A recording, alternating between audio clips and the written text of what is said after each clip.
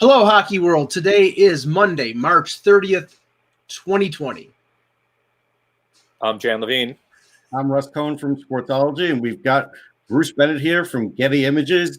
He's been in the game a long time, legendary photographer. Really, he has been mostly helpful to me since 2000, since I started. Yeah, he makes fun of me once in a while, but he really is a good guy. Hey, Bruce. Sorry, it's Ross? Yes. Ross. Yeah. And I'm Michael Lagello, and this is the HockeyBuzzcast here on HockeyBuzz.com. Go ahead, Bruce. There you go. You know, I guess when you go onto these things, it's supposed to say, hey, it's a pleasure to be with you guys, but actually it really sucks being with you guys right now. Yeah, I get it. You know? We understand. This is like the longest you've probably ever not been shooting. You know, someone said that the other day, and there was I think it was a lockout at some point. That, There was a few, yeah. Yeah, a few lockouts I've lived through and survived through. Some I was shot in Europe, or I shot American Hockey League games, and now really there isn't even street hockey to go out and shoot. Yeah, it's funny because when the lockout happened in 2012, and we had no NHL hockey to talk about or cover, I covered the Toronto Marlies of the American Hockey League. You know, and that was at least gave me content and things to look forward to, because there were some young players on that team that were going to play for the Leafs in the next couple of years.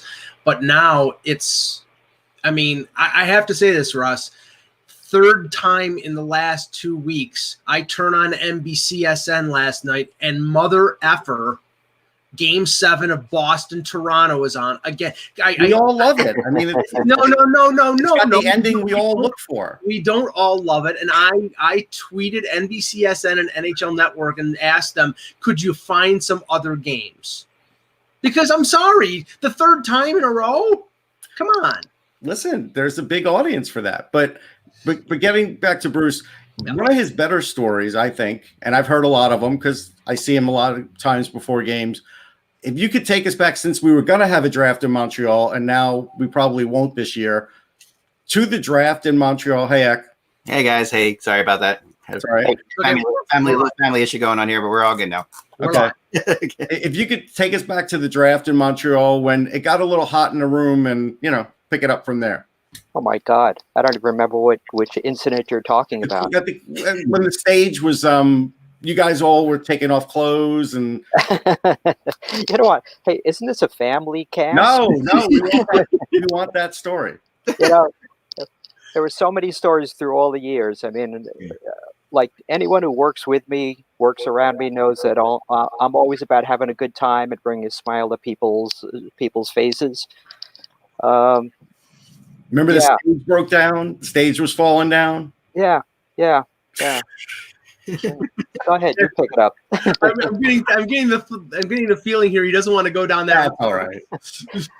What? Any other road you want to go down? Yeah, sure. How about for the people that maybe are new to the show and don't know you, how you got started? Naive 18-year-old kid. Shot pictures at Madison Square Garden from the blue seats. And from a New York Islander game after I snuck into the photo box down at ice at ringside. Sent them to the Hockey News up in Montreal at that time, and they came back and offered me $4 a photo. I accepted their offer of $4 a photo, along with the offer was, do you need a press pass or can you get into games on your own? So I thought about that real hard. And opted for the press pass. Yeah. And that's a good move. 45 years ago. So that's where it started. Just branched out, worked for as many publications as I could. Later years became team photographer for the New York Islanders, New York Rangers, Philadelphia Flyers, and New Jersey Devils, all at the same time. There you go. Yeah. Keep you busy. Built enough of a crew to cover everything. And then back in 2004, I sold the company to Getty Images. Yep. And that's where I am now, directing their hockey coverage. Wow. Big shout out, 25th anniversary of the company. And they really know how to celebrate. They gave everybody a couple of months of peace and quiet where we don't have to go out and shoot anything. Not the way I'd celebrate, but okay, whatever.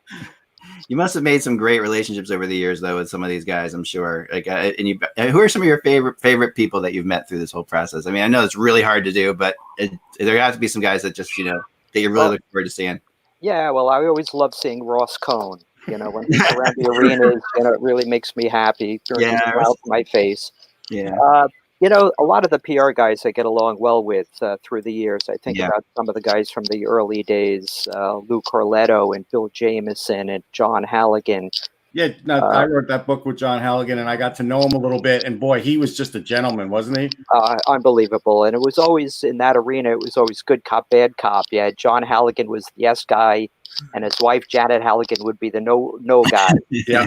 So if you wanted to get something, get a player for a one-on-one shoot, you would always go to John because he never said no. These days it's more the PR guys. Have with all the extra media, with the bloggers and the tweeters, and with you clowns, for instance. Yeah, I know. We're these guys have to protect these players from the onslaught. Yeah. And so they become more protectors than they come around as PR guys. But all those guys, I mean, especially in the early days, and even the younger crew like Kim Bauer back at the Islanders and Pete Alpeets at the Devils. Just great guys to work with. They try to help you any way they can. And, the writers, a lot of friends with the writers, but the PR guys are my favorites. So them, along with the trainers, are really terrific. Yeah, I mean, I'm sure over time you had some players that, I mean, one thing that's great about hockey players is they're usually pretty laid back, right? I mean, you don't have to deal with too many idiots, but I'm sure you've had a few. Not that you have to name them, but. Yeah. Oh, I'll name them. I don't care. All right, go ahead. We're open season. Go for it. Honestly, the fact is, I had one little foray into baseball. Okay. Where a trading card manufacturer said, "Hey, listen, you're near Shea Stadium, Yankee Stadium. We need some pictures of some of the players because we're doing these 3D cards where you'd have a picture of a guy with a bat. Yep. You do the swing." Right. So there I went after dealing with the hockey players for so many years. I went off to a baseball game, and there was Don Mattingly, and I had a letter, very brief letter from the Players Association, and I was probably 20, mid-20s at that point, and I said, "Mr. Mattingly, I'm here with a Players Association and this trading card company. We'd like to get these photos." And he had the bat on his shoulder, and he kind of looked over at the letter. And he looked away, and he looked back at the letter, and then he went, and he spit on my hand, the letter, and my new little suede shoes that I wore specially that day to look like a professional. Right. And at that point, I realized, you know what? I think I like hockey players. Yeah. And did very little. Through all the years, did very little at other sports. Yeah. And they're just down-to-earth guys, most of them, with almost all great sense of humor, easy to get along with. They really are. What's funny is the worst thing you can say about a hockey player. One time I don't want to say who this guy was, but he was a Flyer, and one of the people who had already interviewed him said, "Yeah, he reminds you of a baseball player." And the second you hear that, you're like, "Oh boy." Well, that's no compliment right there. I don't. Right, think. He's like a starting pitcher, like an ace. I'm like, "Whoa, holy cow, we're in trouble." And you don't want to name names. You're really narrowing it down there. We were absolutely in trouble at that point because he's 6'3" and 200 pounds. He plays left wing. I found that too. I covered baseball on and off for a couple of years, and yeah, it's not the same. But Bruce has also lived through all the technology changes. Yeah, that's a big deal. And I've seen you even just go through them just at games. Maybe you could take us through some of those. Yeah, I mean, I'm supposed to get a new cell phone. I mean, I don't even have a cell phone. Guys my age, the rotary dial and all that stuff. You have one. Yeah. Is it a phone or? I definitely recommend one. Look, the big change. I mean, obviously, digital photography. Think about the early days. Go back to Canada Cup years. We would go up, myself and an assistant, sit at the Manuel Laboyan Hotel on Jamaica, right behind the Forum. There's a little cafe on the corner. Barry Beck would come in, and Mike Bossy would come in, and players would all hang out there. But at the Manuel Laboyan, we kept the housekeeping crew out of the room because we established a dark room in there, complete with chemical smell and everything. Yeah, And how do you come in that, hotels also do that. it was like walking into a forest because all the film was dangling from the ceiling. Yeah. And back in those days, we would shoot a game, come back there. Brian Winkler, my right-hand guy, and I would process film, make prints. And the next day we'd go to the game, and the writers and the editors who were all at the games would be delivered an envelope of photos from that game. So they would determine what they wanted to probably didn't even FedEx back then. They'd probably mail them back to their papers around the world. Yeah. But obviously these days... So what was the delay? Like if you gave them a photo, it would get in the magazine like a week later? Sometimes it was a week later. Sometimes there were some weeklies that we would work with, but also there were some monthlies that were closing in the middle of the tournaments, which was crazy. But it was a matter of servicing the client as best we could back in those days. These days, things obviously quite a bit different, where we can go from, in some of these arenas, whether it's hockey or other sports, the Getty Images photographers, a lot of them are hooked up to an Ethernet wire. Goes directly from the cameras to the editor who captions, photoshops, puts it out on the wire within 60 seconds of when something happens. Because obviously right now you're dealing with websites. Yeah. Wait, you're making it seem like Eck and I, who own websites, we're bad guys, or is that good because websites want it so quickly? Oh, it's fine. I mean, as long as we can keep up with their demand and make them happy, I mean, that works for me. It even works better for me when there's an editor that I'm working with, because most games I'm shooting and I'm editing between periods as fast as I can. Sometimes at play stoppages, I'm editing images to try to transmit, depending on the arena where I have my laptop. Yeah. So it's a luxury to be wired to an editor who will go through your images, eliminate all your garbage, and send the good ones out. I remember, I don't know if it was like the All-American Prospects, something that you don't normally cover that you were covering, that you were asking me to identify some players while you were going through pictures.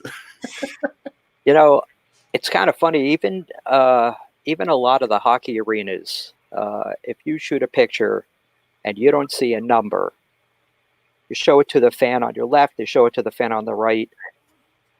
Usually it's a 50-50 whether they have it correct or not. Right. I mean, it's the way it is. It's not like the old days where you could see faces. Yeah. The face shields and the helmets make it extremely difficult. Yeah, but the one advantage for hockey, and it didn't used to be this way. The picture that I showed you before we went live, none of the names were on the backs of the jerseys, but with hockey, they are. Baseball, what is it, Russ? Half the teams in Major League Baseball still don't have the names on the back of jerseys. I mean, that's one advantage for covering hockey. At least you can, if you can see the name through your lens, then you know who the guy is. I mean, it was a godsend years ago when the Buffalo Sabres put the number on the front of their chest. Mm-hmm. Oh, right. Yeah. I thought the number on the back, the number on the chest, the numbers started appearing, would appear on the helmets. I mean, all that stuff was great.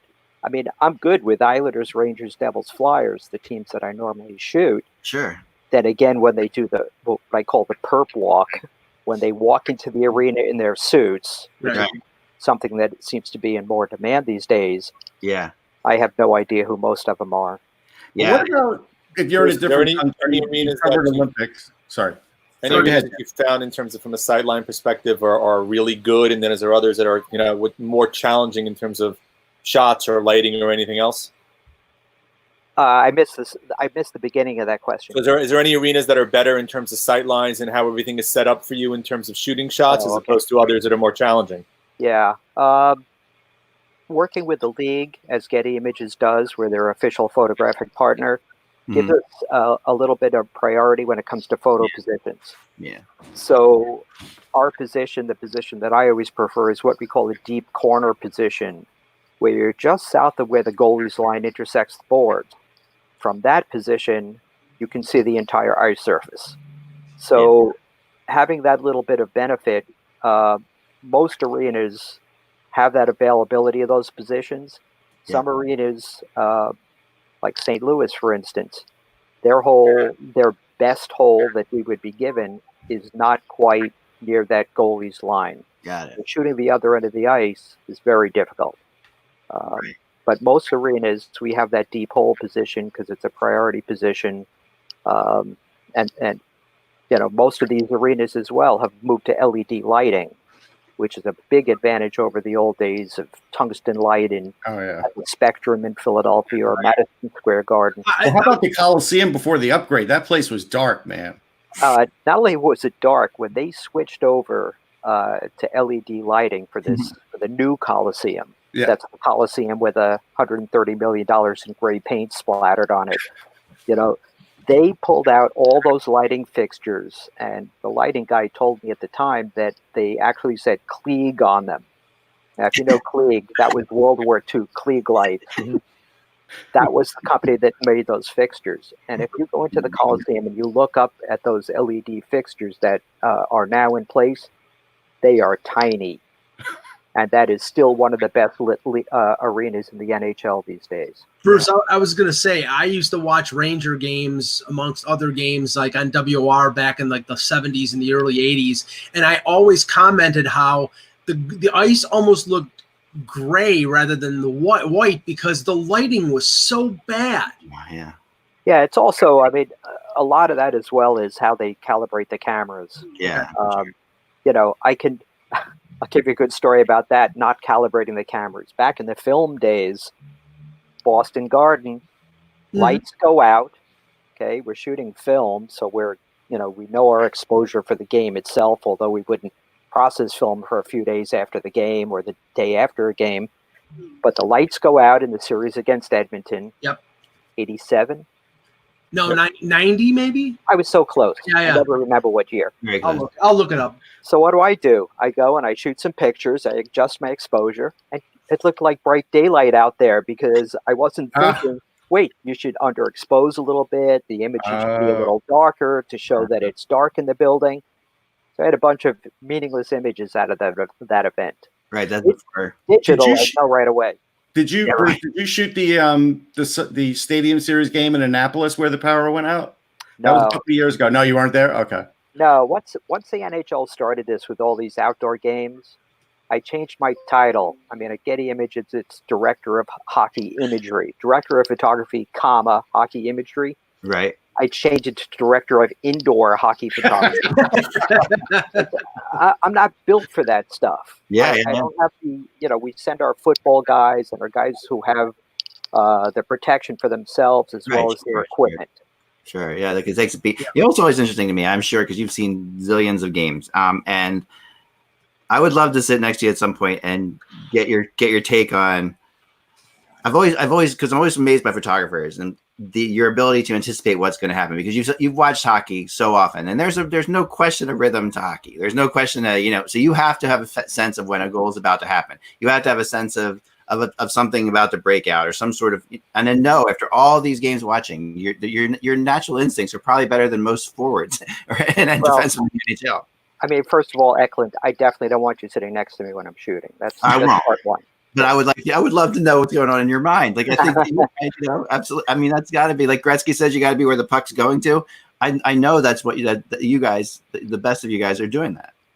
There are some players where you get familiar, especially when you see them over and over again. You get familiar with their movements. Yeah, and you learn to better anticipate the play. Yeah.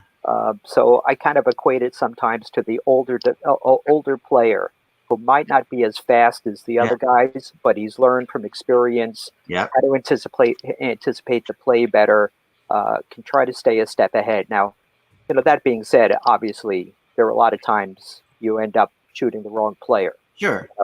Like a guy shoots the puck from the point. The question is, do you stay on the guy at the point? Right. Is he going to celebrate? Is he going to turn around and face the other way if he does score? Is it going to be some guy in front who tips it in and he's the guy who's celebrating? It's still a crapshoot.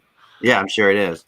Are there guys at times, certain players around the league that are great celebrators that you're very happy when they score? When they score, you're like, that guy scored great. I got some good shots. Oh, absolutely. Locally, you got Matt Barzell. For me here, Matt Barzell. Yeah. Beauvillier, Anthony Beauvillier. Thank you. I can't say his name. They're terrific. Ovechkin, of course, is a natural. Oh yeah. Of course, when he scored his goal, 700th. 700. Right. I had a remote camera in the rafters, trying to anticipate where he would be, where he would go. He ended up scoring right in front of me and then turned the other way and celebrated going down to the other end of the ice. So I had more anticipated him doing it in the second period because they said, okay, when he twists, he's going to come directly towards me at the Zamboni corner. That's interesting. But of course. But you had to wait days too because he didn't do it right away. And that, you know what? Luckily, it wasn't me. We had photographers in other arenas, so we made sure every game leading up to that, I hired a guy, to make sure that we had some coverage, not only of him scoring, but him holding up the puck. Right. Oh, wow. Which we ended up getting from the NHL anyway. They supplied us with that. One of the things I've been doing is I've been simulating games on it because we don't have any games for people to watch on NHL 20, and so the video games. And they really should be talking to you guys about how to help choreograph these celebrations because I'm sure you guys know these celebrations like the back of your hands, especially for the big players. Yeah. I tell you, I mean, the thing that I'd love to weigh in a little bit more on is the Stanley Cup celebration. Yeah. Let's do that. Please do. I mean, it's done so much better than the early days when it would just be a brawl with the photographers where, I mean, one year in Edmonton before they took some control, I remember being just completely smashed right into Gretzky as he's holding up the cup, and I could see the fear in his eyes, and he's going, back up. And I'm like, I'm trying. I had so much force on my back. Wow. When I went to the locker room to shoot the celebration, the flash that had been on the top of my camera was missing. Oh my God. My watch was gone. I found out it was in a complete battle out there. So they took a lot of control, but like the NHL likes to, like they've said many times, we want this to be organic. We want it to breathe.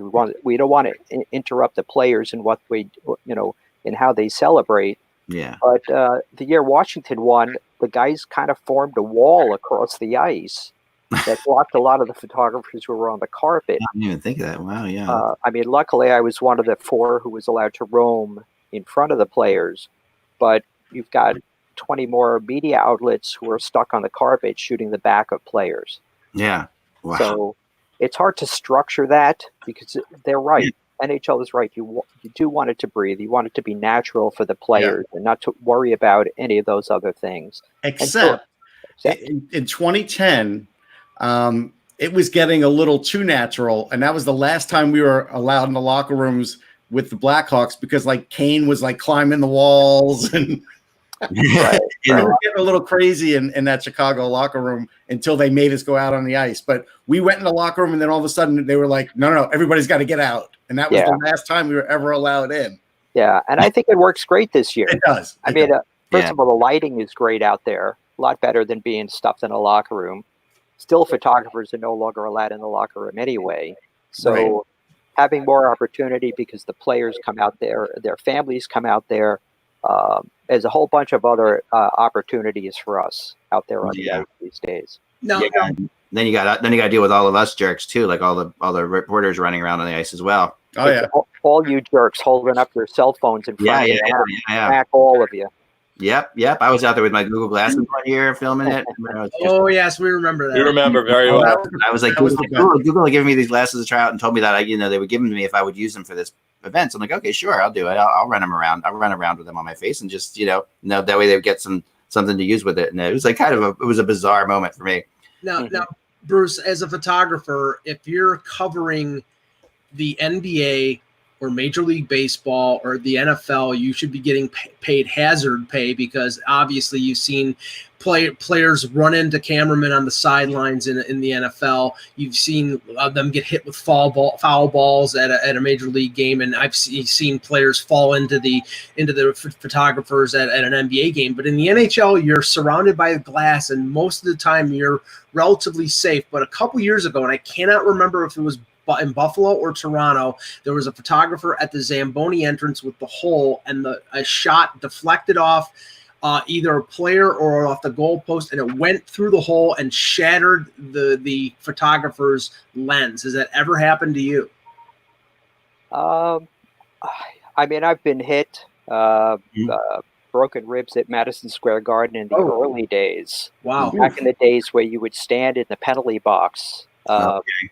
Very early days. That penalty box was like 40 feet long, Right. with the player at one end and the photographers at the other end. And you would typically have players come around behind the net and try to fire pucks down ice, and they'd always be picking off photographers. Yeah. So, I mean, there was one time at Madison Square where I got it right in the stomach, and I went down to the ground, and I'm looking up at that distinctive Madison Square Garden ceiling, gasping for air. And I looked up, and two heads pop over the boards, and it's Ray Scapinello and Leon Stickle, the famous linesman. Yep. And one of them says, "Try to fart. If you can fart, it means you're okay." Oh. And then the other one said, "Hey, Bruiser, the girl in the front row wants to know if your date is still on for tonight." So, always love the linesmen and the referees. So, Bruce, speaking of Great stuff. the guys with cell phones, I actually caught you. That's you in 2010. I was talking to Scotty Bowman, and Taves started skating by with the cup, and then I look later, and there you are, right there. Send your phone over. I'll autograph that for you Yeah. with a Sharpie. I mean, no offense, the phone's worth more, but anyhow, Wow. phones are expensive. What do you? Nice crowd. It's a nice. Nobody's earning any money these days, so you got to conserve right now. No, but Bruce, Right. what about the goal cams? When did that start, and where are we at? Because we always get crazy that their goalies are great magicians and they hide goals all the time. And until we have like a chip in the puck, they're going to continue to do that. And you've got goalie cams, you've got everything set up everywhere. Like, how did they still obstruct the camera? But also tell us about the goalie cams. Yeah. I mean, look, the NHL. Look at the progress they've made through these years. With they've got the GoPros built into the posts now to try to watch that. The camera in the back of the net. They've done so much. I mean, in terms of the still camera, I mean, we're a fixed angle behind the net. Sometimes we catch that stuff. Sometimes we don't. You have to understand also we're stuck at about 14 frames per second, which sounds great, but your video, you've got a much better chance of seeing the individual frame. Right. It always amazes me on the net cam where you hold that button down. Usually I'm at the other end of the ice, but I'll hold that button down and I'll shoot, and you see the guy getting ready to shoot the puck, and the next frame the puck's already in the net. Wow. I mean, it's amazing how fast that stuff works. The speed of players. Oh my gosh. And that must be another huge adjustment. Obviously, we all talk about how much faster the game's gotten. I imagine you've obviously seen it firsthand. It's amazing. I mean, I think what people really need to do is go to YouTube and watch some of those old games. Yeah. I mean, I'm talking 60s and 70s. Yeah. Even early 80s. Yeah. And see what the NHL has done to increase the beauty of the sport, to stop the obstruction. And there's so many rule changes to let the skilled players play. And that's great for me. I mean, to have guys flying down ice and to be able to capture, I prefer to have their hair flowing behind them like Lafleur or Nystrom. Sure. Ron Duguay. Yeah. Ron Duguay, of course. I mean, I would love that. Maybe they could outlaw helmets. That would help me out a little bit. You didn't get very far with that one, though. Bruce, when you were back in your own business, did you ever have a player try and buy a photo from you so you wouldn't use it because they didn't like the way you portrayed it or the way something had happened in a game? No, really never had that come up. For the most part, through all the years, I've kept my distance from players. Yeah. I just thought it was a professional thing to do. Occasionally, you'd have a player who'd want to buy action photos of themselves. I would accommodate them, but I didn't want to, and I haven't, as far as I can remember, go to dinner with a player. I mean, the closest I would say is at Gretzky's fantasy camp, which I was shooting each year. The players would recognize me. Some of them knew me, some didn't. Yeah. But I was just always into keeping my distance from the professional athletes. Now you shot one day. Now again, I'm not a good hockey player. X a decent goalie. One day in Carolina, we get there for the media game, which really nobody cared about in Atlanta. We get there in Carolina, and there's Bruce on the bench, and he's shooting our media games. Like, that was a shock. This is blackmail material. That's exactly correct. Video would be better in this case. One time someone might have paid Bruce to hide those photos forever, because I remember having a discussion. I didn't look very good in that game. You know, I'm a smart business guy. You know what? I thought it was a game at whatever 6 o'clock in the morning or whatever. Like 6 in the morning. Yeah, whatever stupid time that game was, and I figured, okay, I give these clowns a bunch of free photos.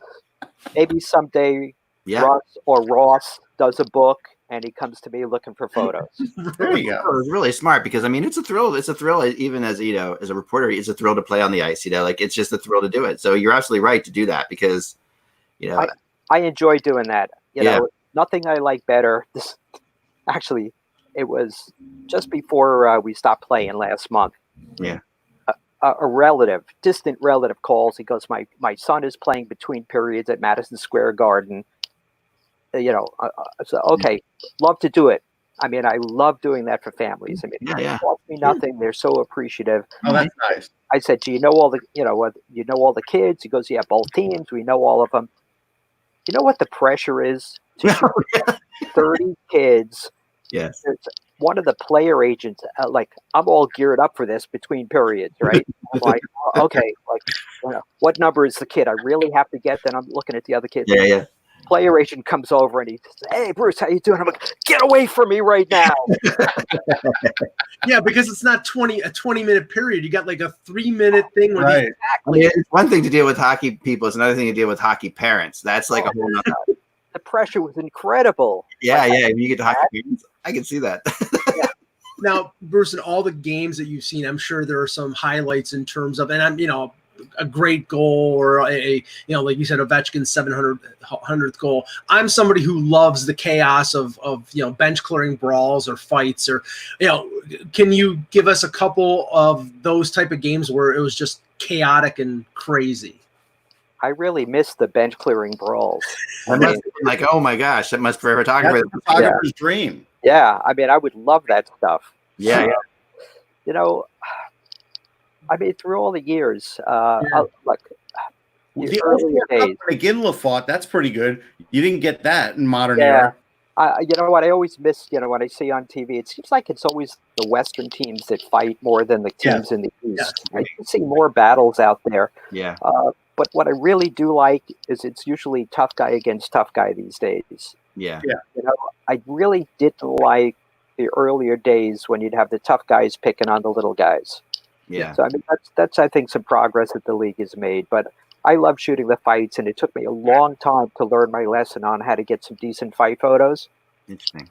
They square off. You hold that button down at 14 frames a second, because no way you could time those punches that way. Right. So it's hundreds of images to go through, but same as shooting boxing, you really want that fist on the face. Right. Okay. So that's.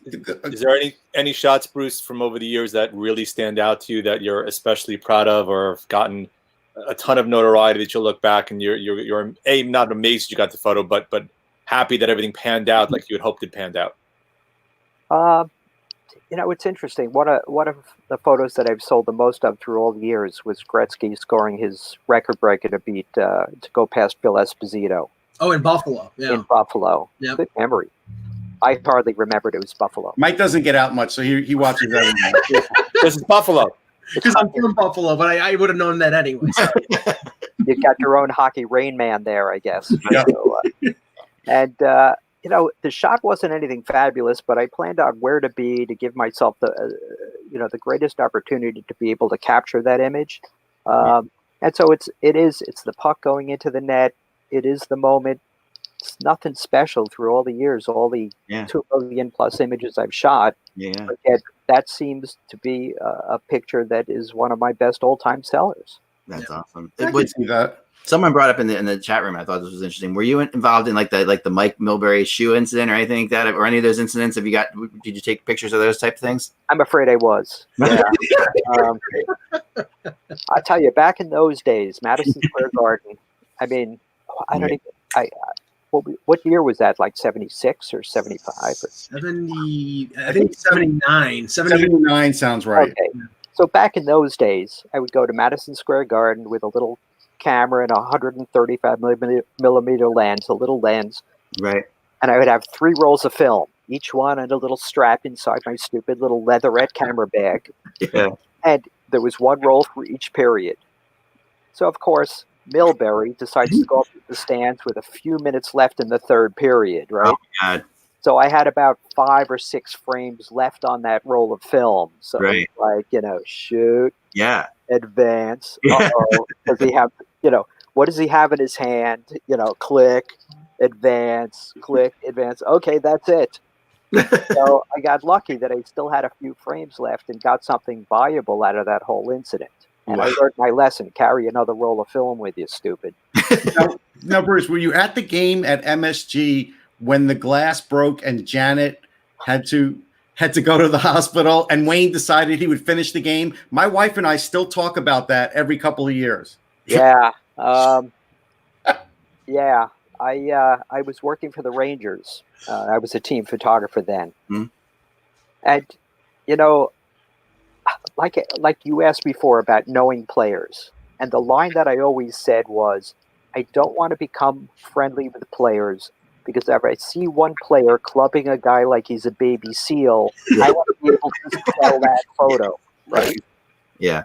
So here was Gretzky. You had a relationship with him and his agent and knew his wife a little bit at that point. So I see that happening, and I'm working for the Rangers. So I'm like, okay, do I get up? Like I'm looking to change the exposure because they were, was at the side of the ice. Yeah. And I get up, and I just kind of like look to the side, and I feel a hand on my shoulder. And it's Dave Checketts, who was president of Madison Square Garden at the time. And he just looked over at me. And it was hi. And I sat back down. I said, I don't need that image. That's awesome. Yeah. I'd love to see that again because, Wayne, I remember an image of him on the bench, like, what do I do? Right. No, it was a big deal on television. My wife and I were watching, and but again, the big joke was if something happens, should he go to the hospital with Janet or finish the game? And he finished the game. But the word was, and of course, I don't think the word was going to be anything else. The word was Janet said it was okay and she held her thumb up. But yeah, I heard that. I don't know. I'm sure. Yeah.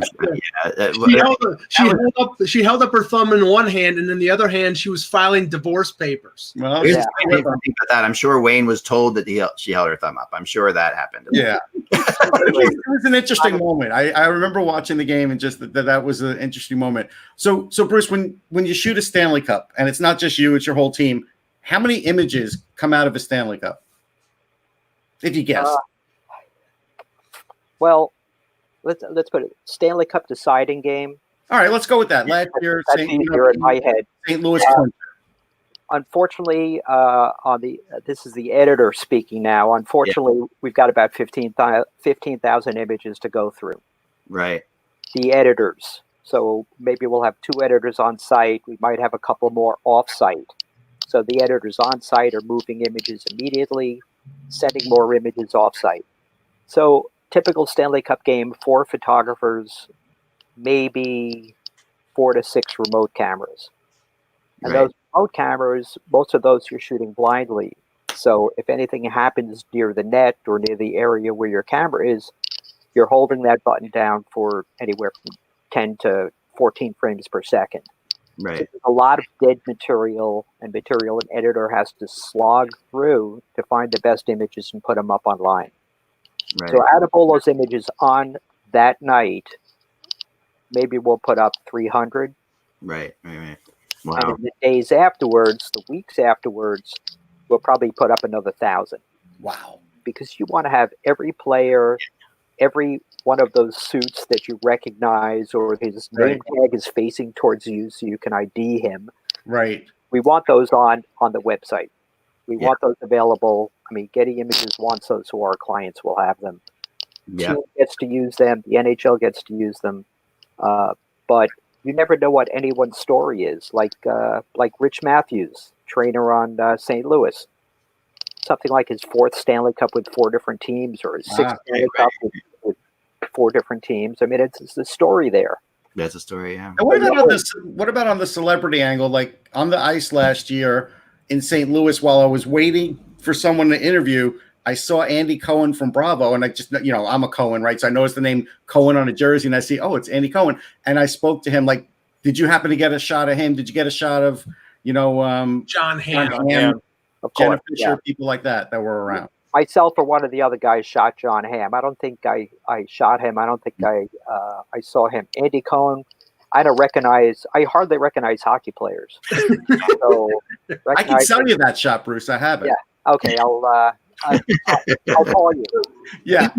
Russ is bucking for freelance. No, I will tell you this though. Bruce loves it because I'm my own little grassroots website, and if I post photos, I will once in a while get comments from Bruce, and they're pretty. I don't ever try and think that I can actually shoot. See, Bruce, you would probably admire and I'll just tell this story briefly. My quest to get photos at a concert back in the '90s. I'm a big fan of a singer named Sarah McLachlan, and there was a concert in Toronto in 1997, and I had a 35 millimeter Tamron lens, and I wanted to sneak this lens in the camera in, and obviously they were checking everybody for cameras, and I strapped the 35 millimeter lens to the inside of my leg. Oh, man.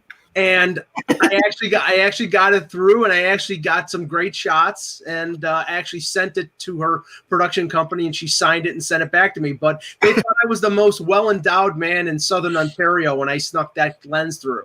Well, you know what they say, is that a Tamron in your pants? You're happy to see it. I've heard that many, many times. In fact, I do some work for Tamron lenses. Okay. So that's a great promo you just gave him there. That's good. This is going to sound like a really ridiculously stupid question because it's coming from me. But here it is.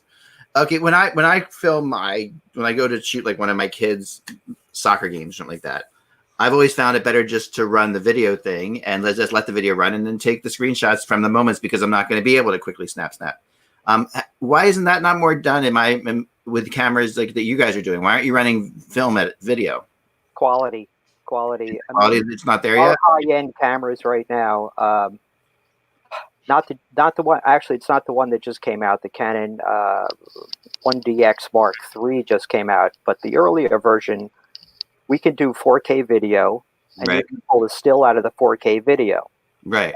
The problem is the still is, geeks, 8.8 meg. Okay. It's a very small file. Right. Also, trying to teach a still photographer to hold the camera out here so you can look at that box on the back. Right. Oh, somebody should have had video of me doing that at a flyer. They said, "Oh, I'm definitely going to do this at 30 frames a second and pull a still out." And and I did it to test it, but I couldn't find the back of the camera for anything. I was all over the place with this thing.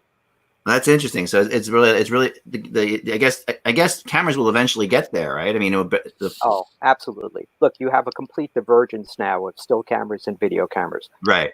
Every one of our high end, whether it's Canon, Nikon, Sony, they're all capable of 4K video, right? High resolution video, and it's just a matter of time until we're shooting video at games and pulling stills out. Yeah, I was wondering. It seems to make obviously a lot of sense because, like you said, they're shooting at a higher level. Wow. What about retirement ceremonies, Bruce? What was some of the better ones? I mean, I've covered 2 or 3 at the Garden, but what was some of the? I imagine you were on the ice for some of those, for some of the good ones. And not my thing. I mean, I do them, couldn't care less. Wow. I usually try to steer away from those. There were a couple in New Jersey not too long ago. In fact, the ceremonies where they bring back the old team. Yeah. I'm just not into that. So you want the action of today's game, and look, I'm an action guy. I can shoot that other stuff, but it's just a dumb formula. Right. Takes out of the guy wiping a tear, even though if he just has a speck of dust in his eye, you shoot that. Right. Guy at the microphone, the general manager, he hugs his wife. I mean, it's a boring shoot. Okay. Let me ask you this: has the speed of the game gone past the speed of the camera? Like, is that because the game wasn't so fast, it was probably easier for you to shoot 30 years ago than it is now. Well, I mean, back in film days, the earlier film days, it was all manual focus. So now, of course, it's all autofocus. Right. Every photographer shoots autofocus, and you can, if you need to, you can override it and shoot manual on something specific. Right. Rarely do that. The cameras not only have kept up, they've gotten even better and better. Wow. The newest camera, the Canon Mark III, from what I've been told, I just used it on one game, a Devils game, to try it out. But everyone swears by that camera and says the autofocus is just spot on for keeping track of players, especially in a sport as difficult as hockey, where the player movements are so erratic. Right. That makes tons of sense. Well, Bruce, we're going to let you go. It's Thanks, Bruce. This has been a fantastically fun hour. Thank you so much for joining us. I really appreciate it. Well, let's do it tomorrow. I mean, I looked at my free. Yeah, we're all free. Where can people find you on Twitter if they want to follow you on Twitter? Twitter and Instagram, Bruce_Bennett. Bruce_Bennett. Great. I'm usually more an Instagram guy than a Twitter guy. Okay, yep. That would make sense. Pictures there. Yeah, there you go. Yeah. I see pictures of his cats and his kids and all kinds of stuff. It's cat season came early this year. Sorry guys, I get a lot of complaints, but there's really, unless I teach the cats how to play hockey, there's not too much I can do about it. Well, Russ has got you beat because he had a picture of his cat Anna sitting on top of his dog Kaya a couple days ago, and I'm like, how are they not killing each other, Russ? They don't. I'll look at that. Thank you again. Thanks so much again, Bruce. Thank you, Bruce. Take care. Have a great day. Be safe. That was great. Yeah, that was awesome. Yeah, I really thoroughly enjoyed that. That was fun. Thanks for Russ for setting that up. No, it's great. He's amazing. Yeah, no, it's always is fascinating to me. Like, there's the whole thing I didn't get into, but the whole thing of photo media versus print media at these games. Oh yeah, that is something that is always. There's definitely. I mean, we know a lot of print guys, and a lot of, we don't really interact with the photo guys very often at all. I do, because I get there early. Yeah. So I'm one of the few, and that's how I've talked to Bruce so many times before games and other photographers locally in Philly too. Yeah. I just like talking to them. They're just, it's like you get stories. I mean, obviously. Yeah. I mean, they've been there throughout. I mean, they're there all the time. They see everything. They're constantly there, and they're constantly right next to the ice, and they're constantly, shooting through the little hole there. And imagine if there was a photographer who could write. I'm kidding. Yeah, I'm sure. Yeah, exactly. That's why we always kind of shun them, because of their inability to communicate. Russ, we should touch on a few things, few loose items. The delay of the Belmont Arena. Yeah, the delay of the Belmont Arena did happen. I know. I said to people it was going to happen. I didn't know it was going to happen because Andrew Cuomo said they had to halt it because of the pandemic. That I didn't anticipate, but they have halted. So, so whether it's a couple weeks or a couple months, that could affect them down the road. This is the world we live in now. Like, all these things that were sort of set plans, now they're hopes. Yeah, how much of the arena is done? Is anything? I mean, you see the scaffolding and stuff. Driven by it. I mean, there's decent done, but there's still a lot more to go. I mean, the question that's been written about is clearly the length of time for which the delay is going to occur. I mean, that may impact in terms of clearly the completion date, and next year everything's supposed to be at the Coliseum.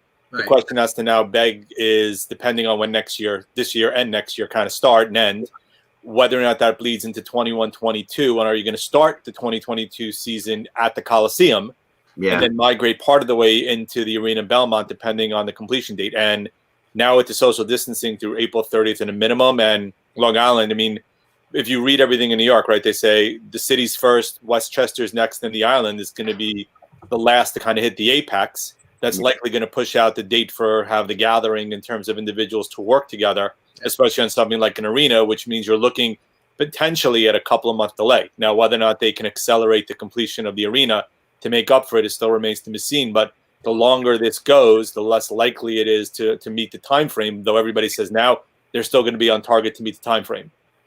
It's sad to say this, but the reports of other players getting the coronavirus, it's sort of like blends into the woodwork. You know what I'm saying? It's like, yeah, you know that a lot of people are going to get it. And the last report was 2 Colorado Avalanche players contracted it. So it's and broadcasters, St. Louis also, and John Kelly, also. Yeah, John Kelly, the Yep. broadcaster as well. So, but I can give you a plus end of that, Mike. The plus end is like Marcus Smart, who plays in the NBA, did have it. He has now been cleared. Right. I didn't expect people to get cleared that quickly. So that is a plus side.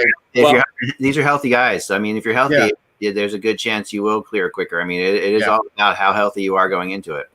And one thing to keep in mind is in terms of names coming out, right? You have HIPAA violations, which if you read, Christian Wood from the Detroit Pistons is very upset because his name got released before he even got a chance to tell his mother. Yeah. His mother kind of found out in the media that he was ill, and this is a clear violation of HIPAA in terms of the new requirements. So, right. And I hate to go down this road, but I'm going to because I almost predicted that this was going to happen in our little group chat when the news came out that Jim Dolan got the coronavirus, that he's positive. I knew there was going to be people out there who were going to say good and go down the road of good. I hope he dies type of stuff, and that's ridiculous. Especially when they offered MSG as a place for people who had tested positive for them to use it like they're using the jab. Beyond even that, Mike, what actually came out earlier in the day was that MSG employees who work at least 20 hours a week are getting paid through May 3rd, right? So. You look at compared to Jeremy Jacobs, as I wrote in my blog, right, who's not paying anybody, and you compare that to Dolan, who, look, on the Rangers side, he's been great because he's been hands-off and allowed people to manage the team as opposed to on the Knicks side. And look, I am not a Dolan fan. I'm not a fan of him, not a fan of his father. It's one of the reasons why I don't have Cablevision. I have DirecTV, not a fan at all. But first of all, you never reach an illness or, God forbid, something like this on anybody, regardless of your view upon him, but especially when earlier that day, he said he's paying his employees, which is not something that everybody does. And then afterwards, you're going to come down and make ridiculous comments of, good, thank God he's sick, God forbid what's going to happen. That's just going well beyond the pale, in my opinion. Yeah, I did get news this morning. And, and actually, I did get news yesterday before a story broke about, a coach having the virus, and I didn't break it.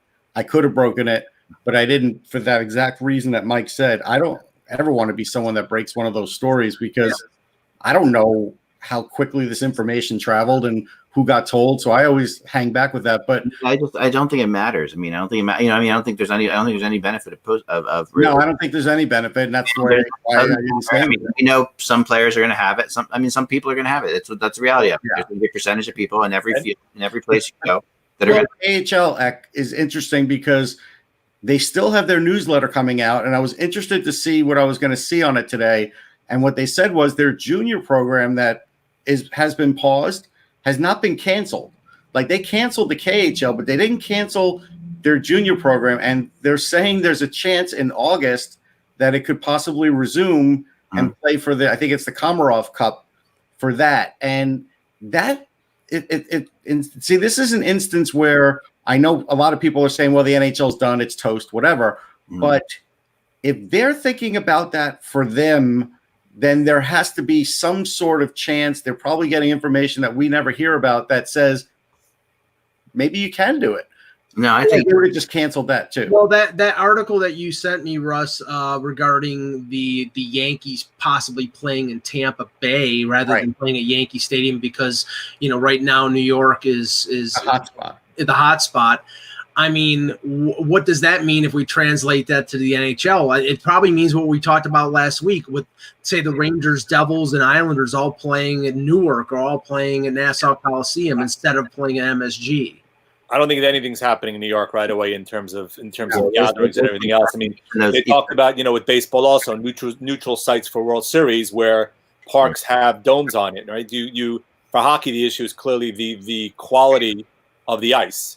And moving to places where there is less danger of individuals getting ill or not playing in front of crowds all of this still is still on the table right now, because right now we don't have a clear sense of when everything's going to get cleaned up. And you look at, we're not going to get political, but other countries maybe acted quicker. You look at South Korea has done a very good job in terms of their response time. Baseball. China's been a little bit better in terms of their response time. We were a little delayed. Plus, also look at the population base we're talking, and look in terms of the land mass we're talking, to try to control everything. That makes everything a lot more difficult. So all this still has to be figured out. And regardless of whatever answer comes up, there is no easy or clear answer. It's basically people coming together and trying to figure out the best or optimal solutions. And canceling the season still kind of has to be on the table, though. I think we're all hoping we get some form of an ending to a season, some sort of completion right now, which is kind of up in the air. I'm the last one. Canceling the season. The bottom line with canceling the season, guys, is money. That's really what it comes down to. Well, yeah. And realize that if they're gonna, if it's a matter of, okay, we're gonna get rid of the preseason because those tickets don't sell versus the playoff tickets, which we can sell for a lot more money. I mean, there's just the reality is we're gonna finish this season, I think, because of money. I think that's the NHL is a league that can't afford to not do that. Well, especially when you talk about escrow and everything else for next year in terms of the cap, and also with NBC with the Tokyo Olympics now starting July of next year, there is an open slot in terms of the ability to broadcast games like that if they're able to free things up to play in July. Now, to give you a player's perspective, I interviewed Tim Stutzla, who's going to go top 5 in the draft, top 6, and his season ended prematurely in the DEL, and I posted a link on Sportsology. People could check it out. But here's one of the quotes, because I asked him about that. And he said, they had a good season. They were definitely ready for the playoffs, but I think it's a tough ending for us. But I really enjoyed the season with the team. So it's hard. These guys are, it's going to be long. It's not – we always say, it stinks. There's no sports, whatever. But they spend all year just to finish that year. So if there is some sort of conclusion, the guys will feel so much better about it. Well, one thing, sort of piggybacking on what you were saying, Ak, it is all about money in terms of resuming the season. I think that they'll probably eliminate the regular season and go right into a playoff scenario in July and August, if best case scenario for them. But one thing I heard that Elliot Friedman talked about last week, and I think it's probably, a likelihood, is if you look at what happened with the NFL, they signed their CBA right before all this stuff happened. So it really wasn't a factor. With the NHL, when you're talking about a 30 to 35% escrow for next year because of the loss of revenue, the possibility of because they were talking about a CBA going back even a few months. If they do a new CBA, it might factor in spreading out that escrow over 7, 8, 9, 10 years or whatever it is, so these players and the league don't get hit all at one go with this financial disaster. So what could come out of this is a lengthy collective bargaining agreement. I also think that escrow is going to be a major component in terms of how they agree the next CBA and whether or not how big of a piece of it's going to be. Right now, I think we all agree the players are the one kind of getting the screws turned to them based upon the utilization of the escrow. I don't know. I mean, I think the escrow is a necessary evil. I mean, I think it's just the reality of the situation of how when you're paying based on what you're making, you have to have an escrow of some kind. It's like they're paying 50% revenue, and they have to know what 50% revenue is. It's just the way. Well, it's also right. It's also what's included in that revenue total as well. Well, that's a bigger issue, and cause a lot of that stuff is not like a lot of the parking and food and all that stuff is not included in hockey-related revenue. So they're making a lot more money than you think. Still, a lot of. It's interesting that the NHL hasn't solved that yet. MLB solved it. I'm not sure it was good the way they solved it because they gave everybody service time whether they play or not, and fans. That agreement's horrible, Russ. It is. It is horrible. It's horrific. The five round draft is an embarrassment. Yeah, I agree with all of that. I did write about today. Wanted money. They wanted money for the Players Association. And the minor leaguers are still not getting any of the money. So the thing I wrote about today was that I absolutely I'm hearing now what Russ had talked about before is possibility of the compliance buyout concept. But what is that? I don't know if this was part of your concept with it or not, Russ. But the concept that I heard was that the buyout would not include any cap hit moving forward, so it would be like a straight up buyout. I wrote about it in my blog with Lundqvist a while ago that he would be the guy that Rangers probably. Lundqvist, you got Lundqvist and Smith, right?